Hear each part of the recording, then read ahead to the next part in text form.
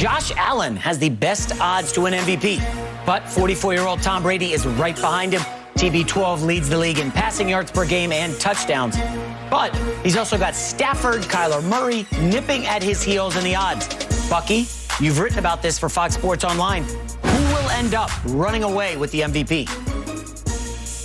The best player on the best team. That's the Arizona Cardinals, Kyler Murray. Oh, Kyler wow. Murray is going to be the MVP because they're lighting it up. They're going to continue to light it up, and he is the driving force for that offense. Keep in mind, look, you heard it here. Kyler Murray, go ahead and print it. Kyler Murray is super dope, and I would have said Kyler Murray. Honestly, A.J. Green turns around, and they're undefeated. And listen, I'm with you on that for a moment. And then I'm like, well, what about his health? He's already missed one game, and it was proven that they, as you just said so well, they're rolling. They are rolling. So to me, that says something. They kept rolling without Kyler Murray. So Coach of the Year, Cliff Kingsbury, sure, up for it, may run away with it.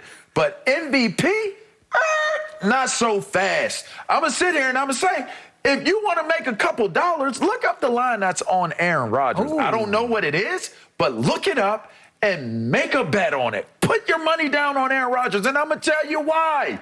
You look at these players. Josh Allen, the clear favorite. Didn't Miami just do something to them? What happened in that game? Did Josh Allen do something? Oh, nothing. Nothing in that game. And you know what? We look at players and we judge them off of games that are as low as that one was for Josh Allen. So, boom, it's like, there is a little bit of, there's some problems, Houston. I don't know about dealing with Josh Allen on the level of MVP. But then you think about a team like Green Bay. And they gave Jordan Love the opportunity to unseat the GOAT.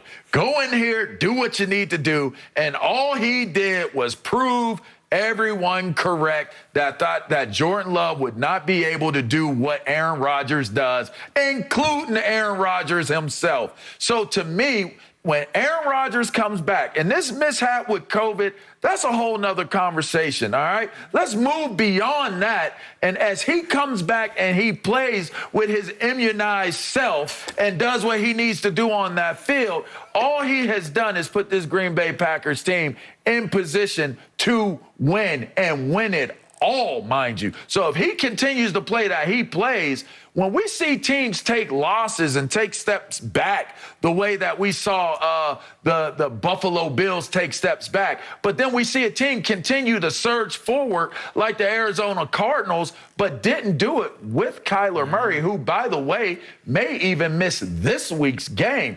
Every single time he misses a snap, he gets further and further away from that award. And to me, if Aaron Rodgers comes back and continues to play the way he was playing before he took his tad bit of a hiatus, you got to put your money. That's good money to put it on Aaron Rodgers. Yeah, I like the Aaron Rodgers. I like where you're going. I'm with you. The only problem is who votes for the MVP, LeVar? The media. Okay. Do you think the media is going after Aaron Rodgers full tilt over this COVID thing? They hate him right now. They don't like him. Now, I'm with you. Aaron Rodgers has been lights out, phenomenal opener. He was terrible against the Saints. He's got to be up there. I just worry. Josh Allen has been bad. You mentioned the Miami game. He was awful against Jacksonville last week. Terrible in one of the biggest upsets of the season as 2 touchdown favorites. You got Kyler Murray, I'm with you. I like him, Bucky. I'm a huge Kyler Murray fan. I picked them. I have some futures on them to win the Super Bowl.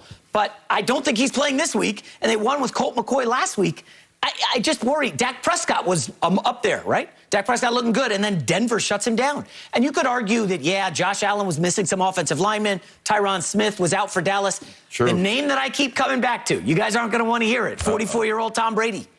Guess who's graded out as the #1 quarterback in the NFL according to Pro Football Focus? And yes, I know before you say it, Pro Football Focus is not end-all, be-all. They try to grade every throw. #1 is Tom Brady. He's been phenomenal. And what I look at is Antonio Brown's been out for a couple weeks. Gronkowski's been out for a couple weeks. Chris Godwin probably out this week. They could have trouble with Washington. But I'm telling you, once everybody's healthy, Bucky, by December, Tampa's going to start rolling again. We know what they did off the bye week last year. Brady locked into with Arians. They kind of went at it, and they determined what is going to be the offense going forward. They didn't lose another game the rest of the season. I would not underestimate Tom Brady. And the subplot of Aaron Rodgers versus Tom Brady is interesting because there's a lot of people out there who think Aaron Rodgers is the greatest quarterback of all time. Tom Brady, of course, has all the Super Bowl rings. Each have 3 MVPs by my count. You got to wonder if Aaron Rodgers wins this one, is that one of his only cases to knock Brady down from the pedestal? It's probably not going to work in the end, but for me, it's Aaron Rodgers or Tom Brady in the No Country for Old Men MVP award. I don't know about that. I mean, look, I understand Tom Brady's playing great and his team is outstanding. I just don't know if I can give him the MVP based on that. But then I sit here and hear you guys talk about, hey, you know, the quarterback has to do everything. But yet the segment before, we were talking about Baker Mayfield and the running game and how Baker looks so good because of the running game. So I just kind of want to know what the standard is when it comes to evaluating quarterbacks. Are we doing quarterback wins or are we doing individual performance? Because when I look at Kyler Murray, I get both. The team is 8-1.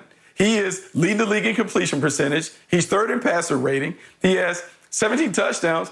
I don't know what else we want from a quarterback and an MVP candidate. I mean, look, we can talk about him missing games, but I see in the NBA, there's load management all of the time. Let's remember the spectacular moments that Kyler Murray has delivered, not worry about, oh, how many reps did he have and this and that. But we know I just know typically this award should go to the best player on the best team, and Kyler Murray is the best player on the best team in football. Through 8 weeks, though, right? And that's where I was about to go. First of all, it's not load management in the NFL because there's not enough game for load management. You know that, Bucky. Don't lob that one out there for the layman's that ain't going to decipher through that. That's misleading and that's deceptive. And it was creative and it was definitely well thought out. But don't do that to them fans out there, man. You know the 17 games is much different than playing the amount of games that they do in the NBA. It was Jacksonville, by the way, J-Mac. I appreciate the correction. It was a slip. No, he was bad against Miami the week before, too. But they beat Miami. They did. Right? But it was Jacksonville that, to me, set off the alarms, the fire alarms for Josh Allen. And as it applies to Kyler, I am not hating on Kyler Murray. I'm just merely saying if having a game where you throw interceptions can define if you're going to win the MVP award or not, is a major part of all this, then you'd have to assume missing a game or missing games is a part of that as well. So maybe that's just my assumption. If we take that assumption, his health and missing games, and this team still playing well, last I checked, if you're going to win the MVP award, that means most valuable player. And then take it a step further, most valuable player to your team. They're winning without him. They won without him. If they win, if he doesn't play another game and they win another game without him, to me, that's saying to me that this team is really good. And there's something there. And like I said, it may be the coaching of this talented group and this roster that is carrying them to the wins that they are. Make no mistake about it. Kyler Murray is the real deal, the truth.